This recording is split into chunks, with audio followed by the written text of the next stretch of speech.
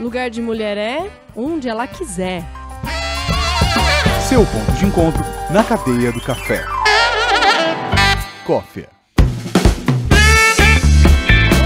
Bom tê-los aqui de novo, eu sou a Kelly e esse é mais um episódio do Coffea, um podcast que você pode ouvir na hora que você quiser e onde você quiser. Durante os programas a gente sempre traz assuntos referentes à cafeicultura. Se você tem alguma dúvida ou não sabe como baixar os próximos episódios ou os que já passaram, só mandar um e-mail aqui que tá no descritivo que eu respondo todas as suas dúvidas. Ah, e se você também tiver alguma sugestão de um assunto que você gostaria de ouvir por aqui, pode mandar pra gente. E no episódio de hoje a gente vai trazer um assunto que tem chamado a atenção, mas poucos falam sobre o assunto. É a presença da mulher na cafeicultura. E é por isso que hoje a convidada é super especial. Ana Luísa Martins, ela é uma historiadora e escreveu um livro maravilhoso que eu aprendi muito, que resgata a nossa história da cafeicultura. Inclusive, eu acho que tem poucos livros sobre a nossa história. O Brasil, ele cresceu em cima da cafeicultura e poucos falam sobre isso. Então, Ana Luísa, muito bem-vinda. Muito obrigada, Kelly. Parabéns pela escolha do tema. De fato, trabalhar as mulheres no universo cafeiro é importantíssimo, simplesmente porque até agora elas não apareceram. Elas estão, assim, invisíveis. Invisíveis desde o período colonial, desde o tempo dos escravos, quando a mulher escrava realmente ia para o eito é o campo, é o trabalho do campo, e mesmo quando trabalhavam dentro de casa, porque elas acumulavam as duas funções. Você sabe que a escrava no Brasil teve várias funções. Ela não só vinha para trabalhar, mas também para servir aos prazeres do seu senhor e parir mais filhos para engrossar a mão de obra do café. Essa mulher escrava... Pesado isso. Muito, muito, muito. Esse estudo está para ser feito, hoje em dia as academias estão levantando. A mulher negra, no período colonial, se hoje ela enfrenta alguns problemas, na colônia ela teve realmente uma vida muito árdua. Claro que havia aquelas preferidas de melhor aparência, que eram escravas de dentro, como eles chamavam, ou seja, ficavam na casa, eram amas de leite, porque parte delas também acabou tendo essa função, eram bem tratadas relativamente, porque eram bem vestidas, uma vez que tinham que ser apresentadas aos hóspedes quando havia visita. Elas estavam ali totalmente dominadas pelos proprietários. No segundo momento, a mesma coisa, mas aumenta ainda a participação da mulher, porque aí o Brasil se torna um país independente e se torna também o primeiro produtor de café. Mas calma, vamos começar do começo então, tá. Ana. Sua história com o café começou quando? Porque é difícil ver um historiador que se dedica a um tema como esse. Na verdade, até de uma forma inconsciente, começou na minha infância, porque eu nasci numa cidade que é fruto do café. É uma cidade da Alta Paulista, chamada Marília, e quando eu nasci, de uma certa forma, embora fosse uma cidade pujante, ela era rodeada de cafezais. Eu nasci em Marília! Que coincidência! Um beijo pros marilhenses que estão ouvindo aqui o podcast. Sem dúvida, é uma cidade belíssima, riquíssima e da qual eu tenho muito orgulho. Mas naquela época ela era uma das maiores produtoras de café do estado. Então, o que eu tinha como cenário de infância à volta era o plantio do café, eram os cafezais. Como se não bastasse, quando eu andava nas ruas da cidade, elas eram impregnadas pelo cheiro das torrefadoras. Foi um perfume que também me acompanhou durante a infância. Um privilégio, né? Total. E quando eu vim estudar em São Paulo, porque eu já fiz o primário lá e depois vim para São Paulo, num colégio interno, eu tinha que pegar o trem para vir, eram 6 horas de viagem. Eu me encantava na época da colheita de ver justamente o colorido dos lenços nas cabeças das mulheres que trabalhavam ali, muitas vezes mais mulheres do que homens, e que trabalhavam diuturnamente na colheita do café. Sem perceber, eu estava totalmente envolvida com essa atmosfera do café. E aí fiz história na Universidade de São Paulo, fiz o mestrado e o doutorado na Universidade de São Paulo, trabalhando a cultura brasileira, mas com este segmento, a importância do café na história do país e do mundo. Por sorte, fiz um concurso e fui classificada para trabalhar no Serviço de Patrimônio do Governo do Estado, ou seja, na análise dos bens culturais que formam o Estado de São Paulo, e a maior parte deles está muito ligada ao café. Só para entender, essa lista cultural que você tinha que fazer serve para quê na prática? Na verdade, é uma equipe de historiadores, geógrafos, arquitetos, arquitetos que selecionam o que é representativo e que deve permanecer na história de uma forma perene, ou seja, através do tombamento. Então nós estudávamos para ver da possibilidade de uma fazenda, de um palacete de cafeicultor, realmente receber esse atributo, esse diploma do tombamento e ser preservado para todo sempre como um exemplo do que foram essas representações do café. Então uma fazenda de café tombada é aquela que entra numa lista do governo como um ícone de uma época. Justamente, pode ser do governo e pode ser do governo estadual e do governo federal, porque no plano federal é o IFAM que faz essa seleção e no plano estadual é o CONDEFAT. Entendi. E aí, quais foram as cidades que você mais tombou a fazenda? Eu acho que há poucas fazendas tombadas, como nós tínhamos que olhar tudo, e aí eu percebi que de uma certa forma o estado de São Paulo foi construído em cima do café. Se você for ver, por exemplo, o café obrigou a vir a ferrovia, obrigou a adentrar-se todo o nosso território. Foi criada a Paulista, Mogiana, Sorocabana, que realmente formou toda uma trilha para o café avançar, porque nessa época nós não tínhamos meios de comunicação e da metade do estado de São Paulo para frente, na altura da cidade de Araraquara, era sertão selvagem, era terra de índios ainda. Uau. Isso aparece no mapa até 1920. O café entrou em São Paulo na virada do século XVIII e XIX, ou seja, por volta de 1780 até 1810, e daí ele vai se espraiando para o Rio de Janeiro, depois ele entra em São Paulo e nós vamos ter um grande marco em 1850, quando a cidade de Bananal, no Vale do Paraíba, é responsável pela maior produção de café do mundo. Era uma coisa extraordinária, tanto assim que essa riqueza da cidade, que hoje é uma cidade inclusive tombada, ela toda preservada, ela, graças à sua importância econômica, ela foi responsável por financiar empréstimos que o governo fez com países estrangeiros. Nossa dívida começa há muitos anos, então quem dava essa garantia muitas vezes, numa das vezes, foi a cidade de Bananal. Nossa, que responsa, hein? Total, mas realmente o Brasil despontava como grande produtor de café. Por quê? A terra era propícia, o clima era perfeito e nesse momento os concorrentes que eventualmente produzissem café, Martinica, etc., eles estavam em crises internas e não tinham a produção regular. Por outro lado, o café se tornou na Europa uma bebida fina, uma bebida requintada, era realmente consumida pela realeza e o preço aumentou. Então, esse custo fantástico para exportação fez com que o Brasil, nessa altura, deixasse de lado a cana, que era seu primeiro produto, que a cana estava em baixa em termos de preço de mercado, e optasse pelo café. Certo, vamos focar aqui, calma, que senão a gente se perde. O livro apareceu em que momento na sua vida? Bem, depois que eu tinha feito todo um trabalho sobre o estado de São Paulo, o editor da editora Contexto, Jaime Pinsky, que acompanhava o trabalho, percebeu todos os elementos para fazer uma história do café, porque como eu estudava São Paulo, eu estava com toda a documentação ali fresca, pronta para trabalhar. E ele me convidou para fazer uma história do café, porque por incrível que pareça, nós não temos uma história simples do café. Nós temos obras imensas, Toné, por exemplo, é um autor importante, que são 11 volumes, raríssimos, só tem em 2 ou 3 lugares, e trabalhos menores, específicos, sobre baristas ou sobre uma determinada região, mas explicar como o café nasceu na África, passou para a Península Arábica, veio para a Europa e chegou ao Brasil, e o que aconteceu aqui no Brasil, nós não tínhamos. Então ele me pediu que fizesse um trabalho para o grande público, com uma linguagem acessível, isenta de notas de rodapé muito complicadas, e todos os livros de referência que eu havia usado seriam colocados no final do livro. Foi difícil, porque toda a síntese é muito complicada e a história do café pede muita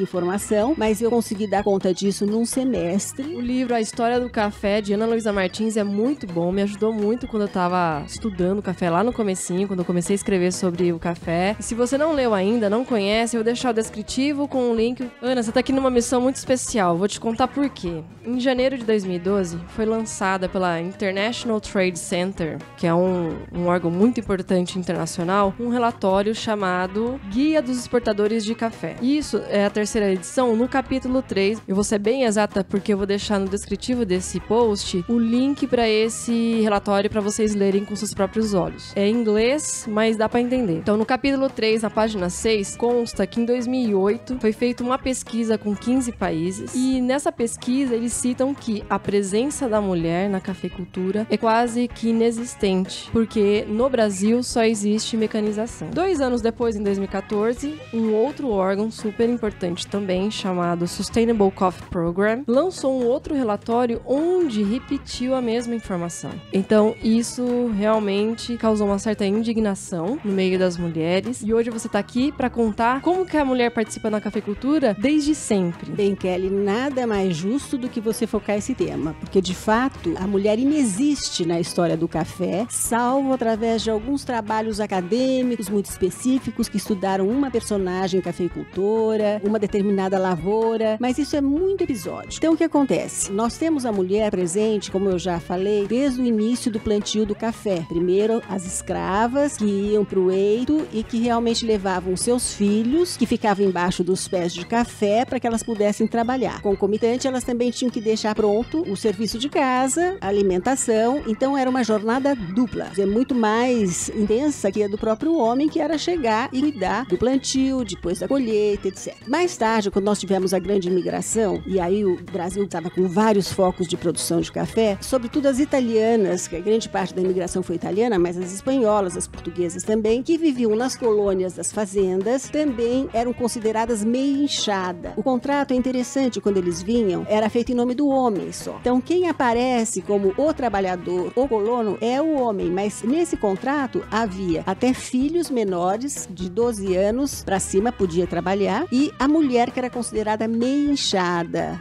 Mas essa meio inchada é porque achavam que ela trabalhava menos, mas não trabalhava menos. Esse cargo existiu, então? Existiu não oficialmente como cargo. Você encontra nos documentos, nos contratos que foram estabelecidos entre a vinda da família para o Brasil. Então, historicamente, essa mulher não aparecia, os contratos estavam todos no nome do homem. Dos homens. Então tá aí o primeiro registro que não conta a história dessa mulher. É a história verdadeira dessa mão de obra que era na mesma proporção praticamente que o homem. Inclusive, eu tenho uma história pessoal. O meu avô era administrador de fazendas de café em Echaporã, ali do lado de Marília. E ela tinha 6 filhos, morava em colônia e fazia essa dupla jornada. Inclusive, a minha mãe, aos 12 anos, já trabalhava na roça de café. E é realmente isso, ela fazia dupla jornada. Tinha a roça e depois tinha que cuidar da casa. E ainda tinha uma hortinha no fundo da casa para garantir esse sustento deles diário. Não por outra razão, esses colonos, quando assim bem organizados, acabaram fazendo o seu pé de meia por conta desse trabalho e acabaram comprando as fazendas dos seus proprietários aí em função de crises, inclusive a crise de 29, que deixou todos os fazendeiros que estavam muito acomodados na renda fácil do café. E nessa época, logo após a crise de 29, muitas famílias italianas compram as fazendas nas quais elas vinham trabalhando, mas muito graças a essa força de trabalho familiar, mas era a mulher que se destacava. Com uma atenção especial para a mulher na colheita, naquela parte que equivale à derriça. O que é a derriça? Quando se tira os grãos maduros do galho, que elas faziam com mais delicadeza que os homens. Então, praticamente, elas eram destinadas ao trabalho da derriça. Muito embora várias plantassem também. E depois, a fase do beneficiamento, elas também participavam de tudo. Atualmente, elas têm uma importância enorme na mercantilização do produto.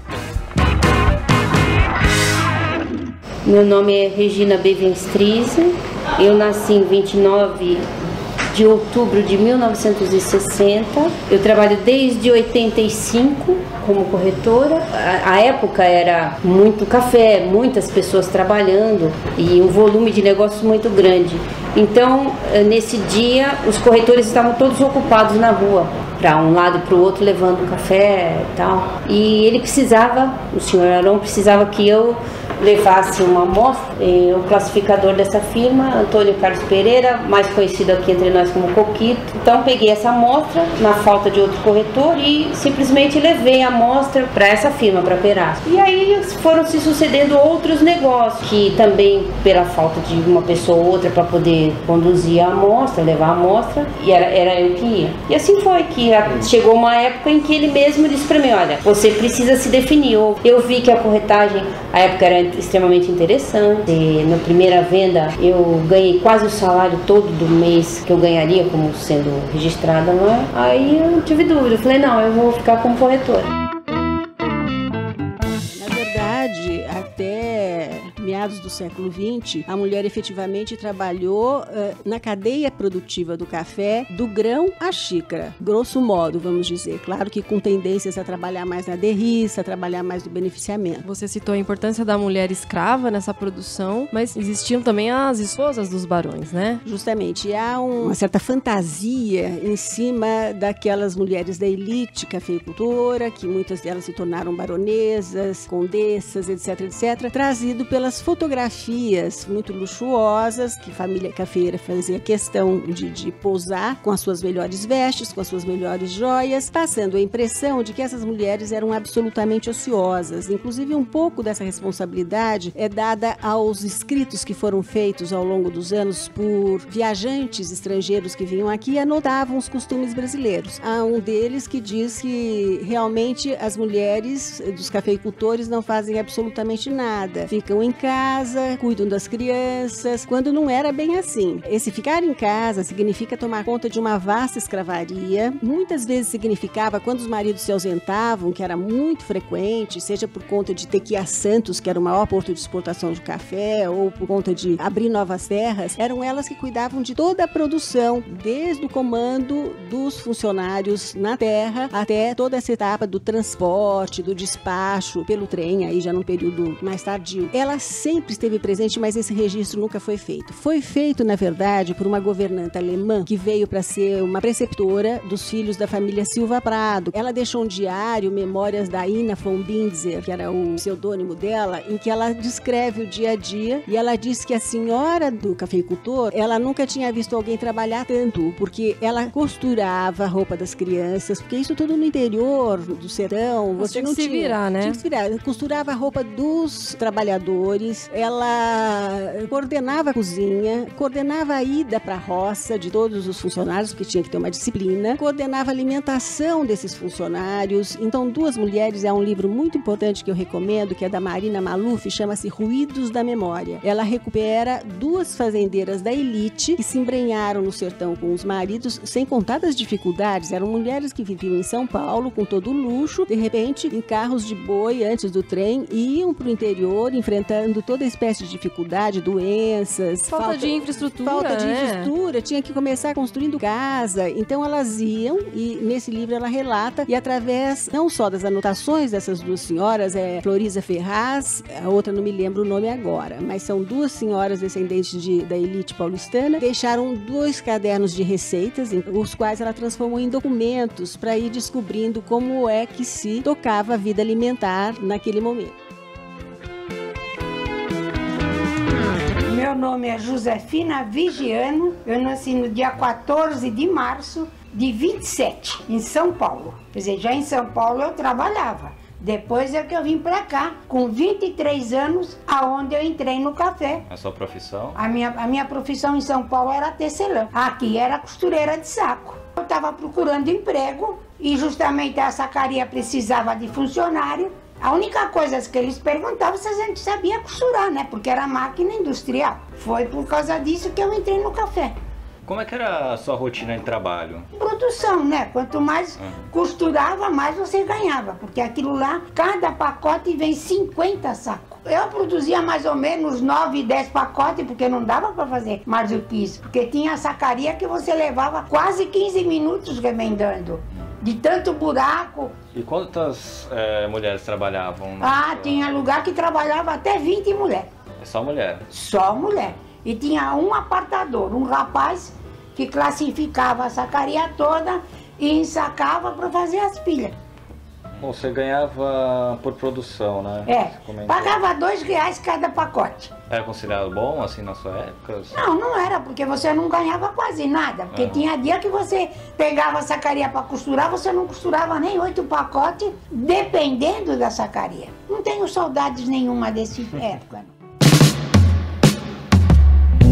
Voltando para a elite elite da cafeicultura brasileira paulistana, tem um personagem, uma mulher em especial, que acho que vale a pena falar sobre ela. Olha, Kelly, na verdade, nós precisamos recuperar as várias mulheres especiais, como Marina Maluf Ribeiro, Florisa Ferraz, por exemplo. Tem razão, tem razão. Todas, porque muitas estão escondidas, porque não se registrou, não deixaram rastros, mas há uma mulher que eu tive a felicidade de encontrar na documentação, que se trata da Sebastiana Pimentel Cunha Bueno. Essa senhora nasceu no final do século XIX, em 1890, e casou-se com 20 anos com o coronel Henrique Cunha Bueno, de uma tradicionalíssima família de cafeicultores. Eles são dos pioneiros do café no estado de São Paulo. Uma diferença de idade muito grande entre ela e o marido. Ela casou-se com ele na década de 20, portanto ela estava vivendo o apogeu do café. Nesse momento, apesar de nós já estarmos com crise de superprodução, fingiam que não viam e viviam nababescamente. Foi o momento em que se construíram os palacetes da Paulista, os grandes palacetes de cafeicultores. Ao se casar, ela também viveu esse fausto, inclusive construíram um palacete na Avenida Paulista, bem ali em frente ao Hospital Santa Catarina, hoje evidentemente demolido. E aí, para você ter uma ideia da riqueza, foram passar um ano em Paris, num apartamento que alugaram em frente ao Bois de Boulogne, para comprar um mobiliário. Bancamos tudo, né? O café bancou tudo isso. O café bancou tudo. Aí voltaram e em seguida vem a crise do café. Ou seja, da noite para o dia ficaram devendo, porque não tinha café para colocar no mercado, o que tinha não alcançava o preço necessário. Então realmente conheceram muito de perto a pobreza. O marido pensou em penhorar a casa da Paulista e com a renda desse penhor manter o mesmo padrão. E ela teve uma frase sábia: de jeito nenhum, eu não vivo em luxo hipotecado. Uau! Tomaram uma decisão. Essa frase serve para muita gente da atualidade, né? Sem dúvida. Todos pendurados, seja por força das circunstâncias ou não, mas tem que ter essa dignidade de tentar reagir e buscar outras soluções. Bom, ele era um fazendeiro poderoso que tinha desde a plantação até a casa comissária em Santos, então ele não tinha nem intermediário. Essa casa comissária dele de Santos é que vendia para os exportadores pelo preço estabelecido pela Bolsa do Café, mas de qualquer maneira ela resolve se embrenhar nas terras que eles tinham na Sorocabana, aquela região de Ipauçu, região de Ourinhos, que ainda havia fazendas por formar, eles tinham muitas terras lá e conseguiram ter formar três fazendas, a Himalaia, a Mombuca e a Boa Vista. E o que acontece? Ela foi para a fazenda sozinha e ele ficou nas casas comissárias de Santos. Então uma mulher que nessa altura devia ter no máximo 30 anos, se embrenhar sozinha e comandar, aí no caso seriam os colonos. Mas como assim sozinha? E o marido? O marido ficou na Paulista. Não sei se foi a Paulista, porque a essas alturas eles venderam a casa para a família Sampaio Moreira, até onde eu sei, onde eu tive informações, e foram morar, se não me engano, num apartamento da Angélica, mas ele ficava muito em Santos, por conta da casa comissária. Santos é uma outra continuidade do café impressionante. Importantíssimo, que era a venda, né? A saída da produção. E lá tem um segmento feminino que tem sido estudado, inclusive pelo Museu do Café de Santos. Eu queria falar sobre isso. Exato, que são costuravam os sacos de café. Os sacos de café eram feitos pelas mulheres em Santos. Eles fizeram uma pesquisa muito bacana, colheram entrevistas orais, tá tudo gravado lá e ele está em exposição. Inclusive, eles gentilmente nos cederam alguns áudios que eu vou colocar ao longo deste programa aqui.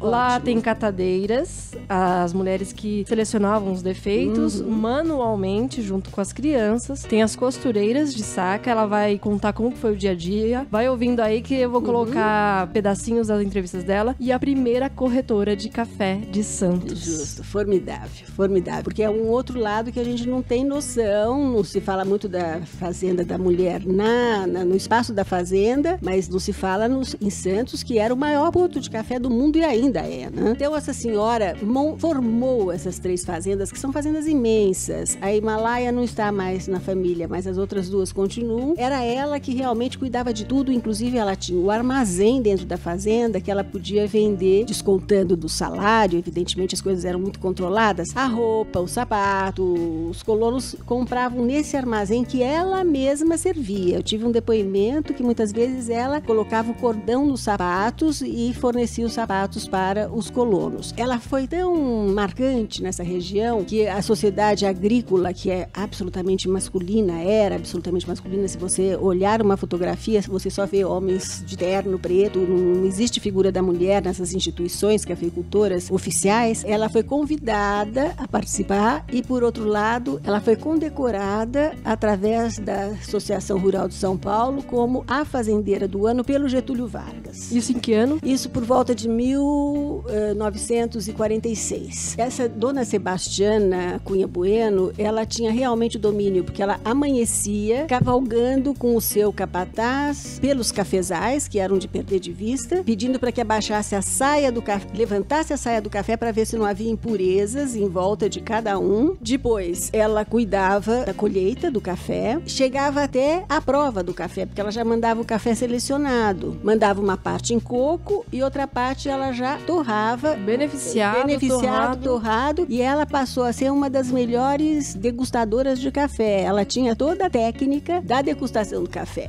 Gente. E era uma mulher, pena que não podemos mostrar aqui a foto, mas uma mulher assim, de uma aparência extremamente sedutora, feminina. Ela vestia-se sempre com uma roupa caque, montava a cavalo muito bem, dirigia o seu jipe e ela ficou dos 20 aos 70 anos praticamente nessa região. Claro que ela vinha a São Paulo, no seu apartamento daqui. Era uma mulher que se relacionava muito com a sociedade paulista, até porque ela foi uma mulher benemérita. Ela percebeu lá em Baussu o abandono das mulheres de idade, das colonas velhas. Era lar das senhoras velhas, uma coisa nesses termos. Então ela tinha esse lar das velhas, ela tinha uma escola para crianças abandonadas e naquele momento havia um surto de lepra na região. Foi muito comum encontrar-se nas estradas pessoas que não tinham para onde ir porque eram discriminadas, né? Realmente a lepra poderia ser contagiosa. Ela encaminhava essas pessoas aqui para São Paulo, para o sanatório responsável para cuidar dessas figuras. Muito além de visionária, ela cuidava do seu entorno. Sem dúvida. E aí,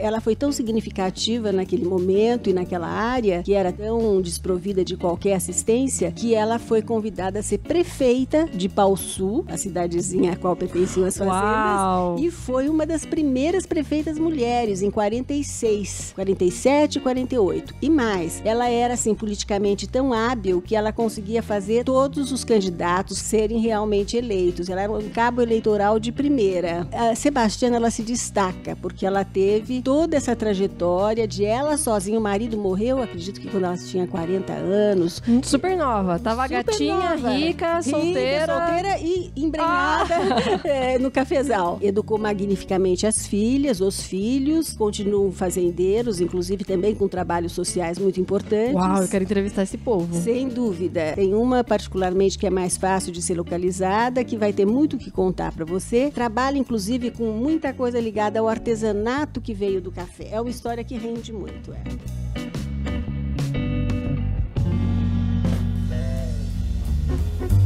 Meu nome é Maria Dias Carvalho, nasci 24 de março de 1949 e trabalhei com a minha mãe na catação de café. A minha relação com a catação começou desde que eu me conheço por gente. As primeiras lembranças que eu tenho da minha vida é em catação de café. Eu começo a me lembrar, sempre foi em catação de café, desde pequenininha. As mulheres que tinham filhos, claro, levavam, é o único lugar que as mulheres podiam trabalhar e levar os filhos, né? Que não tinha quase profissão para a mulher antigamente. As mulheres não tinham estudo. Então, a catação de café era o lugar que elas ganhavam a vida, né? Principalmente minha mãe, que era sozinha, o marido tinha ido embora. E foi onde ela criou 5 filhos. E a gente ficava o dia todo ali. A gente levava, as mães levavam marmita, e a gente catava café, tinha horário de almoço, tinha as mesas compridas, né, de madeira, com divisória, tinha os banquinhos, e nas mesas tinha os preguinhos que se pegavam, os sacos, e se levantava aquele saco de 60 quilos em duas, colocava no banquinho e virava em cima da mesa. E aí o saco ficava de pé, colocava-se um pauzinho assim para levantar, para o café escorrer, e tinha seu avental e catava manualmente mesmo, mão a mão, como se estivesse catando feijão hoje em dia. Quando o café era bom, era rápido, né? Era rapidinho, um saco de café, e às vezes o café que era da Mogiana, que eu falo, que era um café bom, então às vezes em 15 minutos, 20, se catava um saco de café e se colocava atrás e catava outro, porque as mulheres ganhavam por saco. Muitas das vezes era muito ruim o café, muito ruim, muito cheio de sujeira, de café podre, de galho de pedras. E muitas vezes a gente peneirava para tirar o excesso de sujeira que tinha no café. É muito interessante porque a mulher ela é muito versátil. Então ela consegue pegar o tema café e destrinchar em várias outras atividades e produtos. Você me contou que você encontrou umas mulheres em Mococa, né? Justamente. Isso foi uma iniciativa de uma fazendeira chamada Silvia Barreto, lá de Mococa, que se encontrou com um grande design, que é o Renato Imbroise. Ele é uma referência em matéria de design e transformação de produtos nossos nativos, naturais, em arte. E ela o chamou para passar uma semana na fazenda, lá em Mococa, para organizar com as mulheres na entre-safra do café, porque elas ficam ociosas, né? Quando não é o momento da colheita, o que leva muitas vezes a um desvio de conduta. Muitas vezes é a bebida, muitas vezes a ociosidade é perniciosa demais. Queria que nesse período elas tivessem uma atividade que se autovalorizassem com isso. Então ela convidou o Renato Imbroise para dar cursos de aproveitamento de produtos derivados do café. Ele me convidou a uma pintora de cerâmica, convidou também a uma senhora que tinge tecidos com o pó de café e fez uma oficina. E nessa oficina eu dei os primeiros rudimentos para essas senhoras, que elas não tinham noção de como elas eram importantes na cadeia produtiva nacional. Mulher do café que está ouvindo, você é muito importante e você tem que começar a falar, a se expressar. Sem dúvida. Com isso, então, elas passaram a pintar cerâmica, o tema que lhes viesse à cabeça. Imagine se não foi o café. Era o dia a dia dela, né? Era o dia a dia. Então você tem, assim, xícaras muito interessantes pintadas com pés de café em flor. A catadora de café colhendo café. Você tem a flor do café, que é muito bonita. As que tingiram os tecidos com café também fizeram trabalhos manuais em cima desse tecido. E elas lançaram no mercado o produto bordadeiras de Igaraçu, que é o local onde elas trabalham. E para seu governo, durante um certo tempo, alguns desses trabalhos, além de fazer parte dessas feiras, gift fair, algumas são exportadas, além da autoestima que elas passaram a ter e da compreensão da sua cidadania. E essa renda extra, né, ajuda bastante. Sem dúvida, sem dúvida. De fato que essa foi uma experiência, existem muitas outras. Hoje você vê muito produto derivado do café em termos de decoração, geralmente ligado às mulheres. Então elas chegaram numa outra etapa do trabalho, mas elas passaram por toda a cadeia produtiva. Eu acho importante essa mulher se encarar como uma empresária do agronegócio. Eu entrevisto muitas, elas falam, não, eu sou aqui da roça, você que tem um pedaço de terra, você tem muito mais que uma pessoa da cidade, por exemplo, porque você tem um pedaço de terra, é a sua empresa e você pode tirar o seu sustento de lá. Então você já está um passo à frente de muita gente letrado aqui da cidade. O que eu peço pra você, pra encerrar, seja uma empresária do café. E uma última recomendação, que eu fiquei impressionada como elas já estão se organizando através dessa Associação Internacional do Café. Elas têm uma atividade incrível e aceitam todas as mulheres que quiserem participar. É uma questão de entrar, procurar a Associação das Mulheres do Café. Eu vou deixar o link aqui no post. Se você produz café, procura aí uma representante da sua região. Para finalizar o programa, você tem alguma mensagem especial para as mulheres do café? Se apoderem do café, porque o café é uma fonte inesgotável.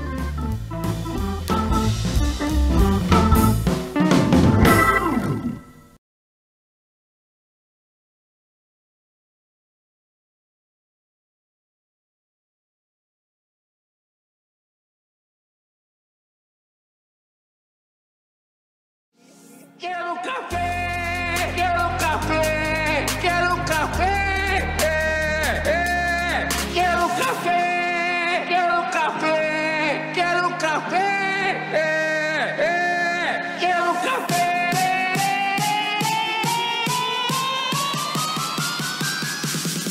quero café.